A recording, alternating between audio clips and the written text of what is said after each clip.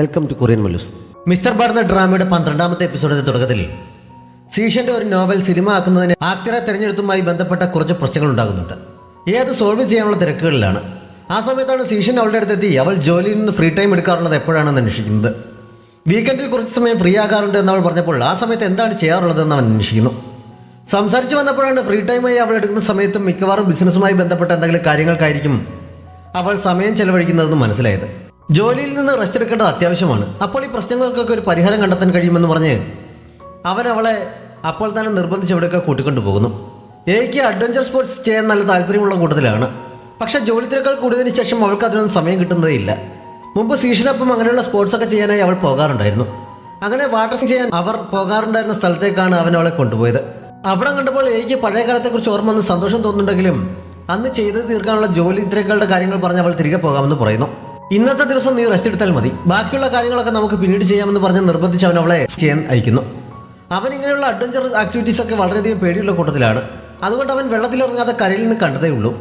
മനസ്സ് തുറന്ന് സന്തോഷിച്ചാണ് ചെയ്തത്. ബാക്കി എല്ലാ ടെൻഷനുകളും ആ സമയത്ത് അവൾ മറക്കുന്നു. അത് കഴിഞ്ഞ് തിരികെ വന്നപ്പോൾ അവൾ വളരെയധികം സന്തോഷത്തിലായിരുന്നു. മാത്രമല്ല മനസ്സ് സ്വതന്ത്രമായപ്പോൾ ഇപ്പോൾ ഫേസ് ചെയ്യുന്ന ഏറ്റവും വലിയ പ്രശ്നത്തിന് നല്ലൊരു പരിഹാരവും അവൾ കണ്ടെത്തിയിരുന്നു. അങ്ങോട്ടേക്ക് കൂട്ടിക്കൊണ്ടുവന്നതിന് അവൾ അവന് നന്ദി പറയുന്നുമുണ്ട്. അവിടെ നിന്ന് അടുത്തതായി ബങ്കി ജമ്പിങ് ചെയ്യാനായി അവൾ പോകാൻ തയ്യാറെടുക്കുന്നു. സീഷന് ഹൈറ്റ് വളരെ പേടിയുള്ളതിനാൽ അവനെ അവിടെ നിർത്തിയിട്ട് പോകാനാണ് അവൾ ഉദ്ദേശിച്ചെങ്കിലും എനിക്കും അത് ചെയ്തു നോക്കണമെന്ന് പറഞ്ഞ് അവനും അവൾക്കൊപ്പം ചെല്ലുന്നു.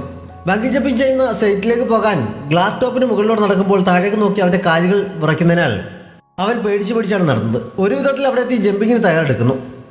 ആദ്യം പോകാമെന്ന് പറഞ്ഞിട്ട് അതിന് സമ്മതിക്കാതെ അവൻ ആദ്യം തന്നെ താഴേക്ക് ചാടുന്നു. പക്ഷെ താഴെ എത്തിയപ്പോഴേക്കും അവൻ്റെ ബോധം നഷ്ടപ്പെട്ടിരുന്നു.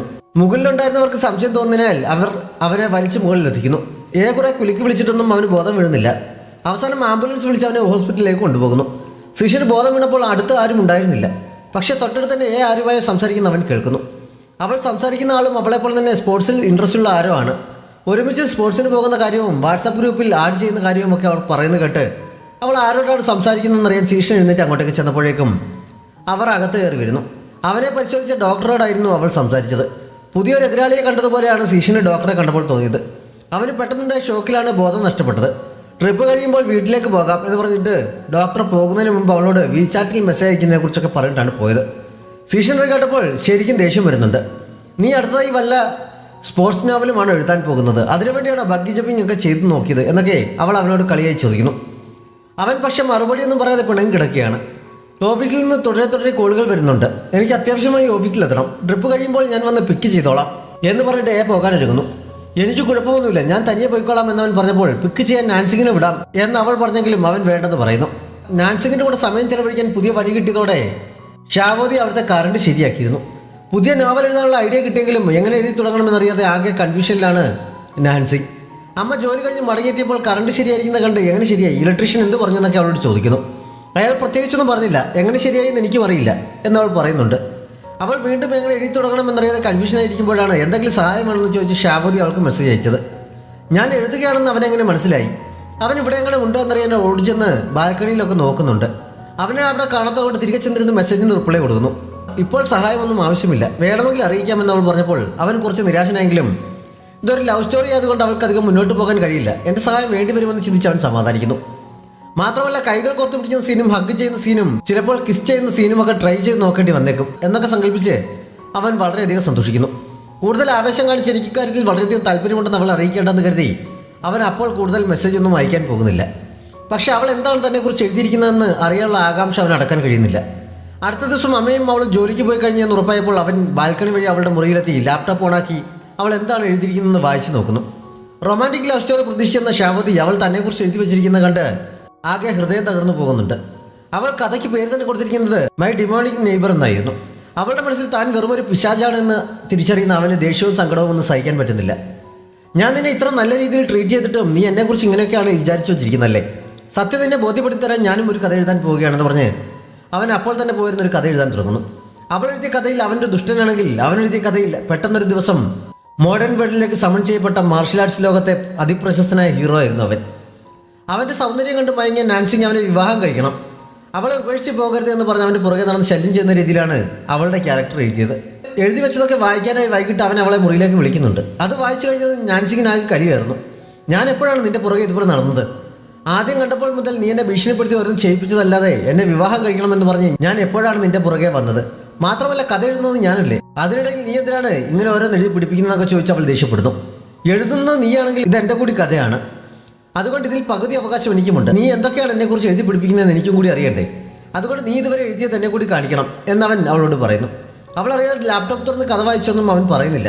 എഴുതി വെച്ചിരിക്കുന്ന അവനെ കാണിക്കാൻ പറ്റാത്തത് കൊണ്ട് ഞാൻ ഇതുവരെ ഒന്നും എഴുതിയില്ല, എഴുതാൻ തുടങ്ങുന്നതേ ഉള്ളൂ എന്ന് പറഞ്ഞ് അവൾ അവിടെ നിന്ന് ഓടി രക്ഷപ്പെടുന്നു. മുറിയിലെത്തി നാൻസിങ് എന്തായാലും ഈ സ്റ്റോറി അവനെ കാണിക്കാൻ പറ്റില്ല, പുതുതായി എന്തെങ്കിലും എഴുതിയേ പറ്റൂ. എങ്ങനെയാണ് എഴുതുക എന്ന് വീണ്ടും കുത്തിയിരുന്ന് ആലോചിക്കുന്നു. നാൻസിയുടെ മനസ്സിൽ ആദ്യം കണ്ടപ്പോൾ മുതൽ മോശമായിട്ടുള്ള ഒരു ഇംപ്രഷനാണ് അവൻ ഉണ്ടാക്കിയിരിക്കുന്നത് എന്ന് ഷാവതിക്ക് ഇപ്പോഴാണ് ശരിക്കും ബോധ്യമായത്. ഭാവിയിൽ എപ്പോഴെങ്കിലും അവളെ തന്നെ ഇഷ്ടപ്പെടാൻ എന്തെങ്കിലും സാധ്യതയുണ്ടോ എന്നറിയാൻ അവൻ സിസിയെ അടുത്ത ദിവസം തന്നെ ഒരു ഫ്രൈഡ് ചിക്കൻ സെൻറ്ററിലേക്ക് വിളിപ്പിച്ച് അവളെ മടിയിടിച്ച് വിവരങ്ങൾ ചോദിച്ചറിയുന്നു. കെയറിങ് ആയതും സ്നേഹമുള്ളതും സത്യസന്ധനുമായ ഒരാളെയാണ് നാൻസിങ് ഇഷ്ടപ്പെടാൻ സാധ്യത എന്ന് സിസി പറഞ്ഞതിൽ നിന്ന് അവന് മനസ്സിലാക്കുന്നു. ഇങ്ങനെ മറ്റുള്ളവരുടെ പ്രണയത്തിലൊക്കെ ഉപദേശം നൽകാൻ മിടുക്കുകയാണെങ്കിലും സിസിക്ക് എപ്പോഴും അവളുടെ കൂടെയുള്ള ഹാവോയ്ക്ക് അവളുടെ ഇഷ്ടവും കെയറിങ്ങും ഇതുവരെ തിരിച്ചറിയാൻ കഴിഞ്ഞിട്ടില്ല. ഇപ്പോഴും അവളുടെ സഹായത്തിന് അവൻ കൂടെ തന്നെയുണ്ട്. സിസി പറഞ്ഞു കൊടുത്ത വിവരങ്ങൾ വെച്ച് നാൻസിങ്ങിന് ഇപ്പോൾ തന്നെക്കുറിച്ചുള്ള ഇംപ്രഷൻ ഒന്ന് മാറ്റിയെടുത്തേക്കാമെന്ന് കരുതി ഷാവോതി വളരെ വിനയത്തോടെ ഇന്ന് വൈകിട്ട് ജോലി കഴിഞ്ഞ് വരുമ്പോൾ നോവലിനെ കുറിച്ച് സംസാരിക്കാൻ എൻ്റെ വീട്ടിലേക്കൊന്ന് വരാമോ എന്ന് അവൾക്ക് മെസ്സേജ് അയക്കുന്നു. മെസ്സേജ് കണ്ടപ്പോൾ തന്നെ ഇവനിത് എന്ത് പറ്റിയെന്ന് ഓർത്ത് അവൾ ചിരിക്കുന്നുണ്ട്. ആരെയോ കാണാനുള്ളത് കൊണ്ട് വരാൻ ലേറ്റാകുമെന്ന് അവൾ റിപ്ലൈ നൽകിയപ്പോൾ അതൊന്നും പ്രശ്നമല്ല, എത്ര ലേറ്റായാലും വരുന്നവരെ കാത്തിരിക്കാൻ ഞാൻ തയ്യാറാണെന്ന് വീണ്ടും അവൻ മെസ്സേജ് അയക്കുന്നു. സാധാരണ ഇങ്ങനെയുള്ള അവസരങ്ങളിൽ ദേഷ്യപ്പെടാറുള്ള അവൻ വെയിറ്റ് ചെയ്യാമെന്ന് പറഞ്ഞത് അവളെ വീണ്ടും അത്ഭുതപ്പെടുത്തുന്നുണ്ട്. ആ സമയത്താണ് അന്ന് ലീവായിരുന്ന സീഷൻ ഓഫീസിലേക്ക് വന്നത്. ബോസ് ഇന്ന് ലീവല്ലേ എന്ന് അവൾ ചോദിച്ചപ്പോൾ എനിക്ക് കുഴപ്പമൊന്നുമില്ല എന്ന് പറഞ്ഞ് അവൻ എയുടെ ഓഫീസിലേക്ക് പോകുന്നു. പക്ഷെ അകത്ത് ചെന്നപ്പോൾ അവൻ ശരിക്കും ഞെട്ടുന്നുണ്ട്. അവനെ ട്രീറ്റ് ചെയ്ത ഡോക്ടർ അകത്ത് എയ്ക്കൊപ്പം ഇരുന്ന് സംസാരിക്കുന്നുണ്ടായിരുന്നു. ഏതോ ഒരു കീ ഹോസ്പിറ്റലിൽ വെച്ച് മറന്നിരുന്നു, അത് തിരികെ നൽകാൻ വന്നതാണ് അയാൾ. അവർ വളരെ ഫ്രണ്ട്ലിയായി സംസാരിക്കുന്ന കണ്ടതോടെ അവൻ്റെ സകല ഉന്മേഷവും തീരുന്നുണ്ട്. ഓഫീസ് സംബന്ധമായ എന്തോ കാര്യം എയോട് പറഞ്ഞിട്ട് അവൻ പുറത്തേക്ക് ഇറങ്ങി പോകുന്നു. പക്ഷെ ദൂരെയൊന്നും പോകാതെ തൊട്ടടുത്ത റൂമിലിരുന്ന് അവരുടെ സംസാരം അവൻ ശ്രദ്ധിക്കുന്നുണ്ട്. അവർ ഒരുമിച്ച് റോക്ക് ക്ലൈമ്പിങ്ങിന് പോകുന്ന കാര്യത്തെക്കുറിച്ചാണ് സംസാരിച്ചുകൊണ്ടിരുന്നത്. ഡോക്ടർക്ക് അതിൽ പലതവണ അവാർഡൊക്കെ കിട്ടിയുള്ളതാണ്. അധികം മാർക്കും അദ്ദേഹത്തെ തോൽപ്പിക്കാൻ കഴിഞ്ഞിട്ടില്ല. സംസാരിച്ചു കഴിഞ്ഞപ്പോൾ അദ്ദേഹത്തോടൊപ്പം റോക്ക് ക്ലൈമ്പിംഗ് ചെയ്യാനായി അവിടെ നിന്ന് പോകുന്നുണ്ട്. അവർ ഒരുമിച്ച് പോകുന്നത് കണ്ടിരിക്കാനല്ലാതെ സീഷന് മറ്റൊന്നിനും കഴിയുന്നില്ല. ഡോക്ടർ അവാർഡൊക്കെ വാങ്ങിച്ചിട്ടായിരുന്നെങ്കിലും എയുടെ മുന്നിൽ അദ്ദേഹത്തിന് വിജയിക്കാൻ കഴിയുന്നില്ല. അവൾ വളരെ ഫാസ്റ്റായി അത് കംപ്ലീറ്റ് ചെയ്യുന്നുണ്ട്. അത് കഴിഞ്ഞ് റെസ്റ്റ് എടുക്കാനിരുന്നപ്പോൾ സീഷന് അവളോട് താല്പര്യമുണ്ടെന്ന് ഡോക്ടർ ചോദിക്കുന്നു. ഓൺലൈനിലുള്ള ഗോസിപ്പുകൾ കണ്ടിട്ടാവും ചോദിക്കുന്നതെന്നാണ് അവൾ കരുതിയത്. അതൊന്നും ഞാൻ വായിച്ചിട്ടില്ല. പൊതുവെ അഡ്വഞ്ചർ കാര്യങ്ങൾ ചെയ്യാൻ പേടിയുള്ള സീഷൻ ധൈര്യം സംഭരിച്ച് ബങ്കി ജമ്പിങ് ചെയ്തത് തന്നോട് ഇഷ്ടമുള്ളത് കൊണ്ടാണ് എന്നെനിക്ക് തോന്നുന്നു എന്ന് ഡോക്ടർ പറഞ്ഞപ്പോൾ ഞങ്ങൾ ഇതുപോലെ ഒരുമിച്ച് ഒരുപാട് കാര്യങ്ങൾ ചെയ്തിട്ടുണ്ട്. പക്ഷേ മിക്കപ്പോഴും അവനത് ചെയ്യാറുള്ളത് പുതിയ നോവലിന് വേണ്ടിയായിരിക്കും. ഇപ്പോഴും അങ്ങനെ തന്നെ ആകാനാണ് സാധ്യത. മാത്രമല്ല അവനെന്നെ ഇഷ്ടമല്ല എന്ന് ഒരിക്കൽ നേരിട്ട് പറഞ്ഞിട്ടുമുണ്ട് എന്നവൾ പറയുന്നു. വർഷങ്ങളോളം അടുത്തറിഞ്ഞു കഴിയുമ്പോൾ ഇഷ്ടം തോന്നുന്നത് സ്വാഭാവികമാണ്. മാത്രമല്ല ആണുങ്ങൾ ചിലപ്പോഴൊക്കെ ഇക്കാര്യത്തിൽ കള്ളം പറയാറുമുണ്ട്. അവൻ പറഞ്ഞത് എന്താണെന്ന് ഒന്നുകൂടി ചിന്തിച്ചു നോക്കാൻ ഡോക്ടർ അവളെ ഉപദേശിക്കുന്നു. അവർ അവിടെ നിന്ന് ഇറങ്ങിയപ്പോൾ ഡോക്ടറുടെ ഫ്രണ്ട് വെയിറ്റ് ചെയ്ത് നിൽപ്പുണ്ടായിരുന്നതിനാൽ ഡോക്ടർ അയാൾക്കൊപ്പം പോകുന്നു.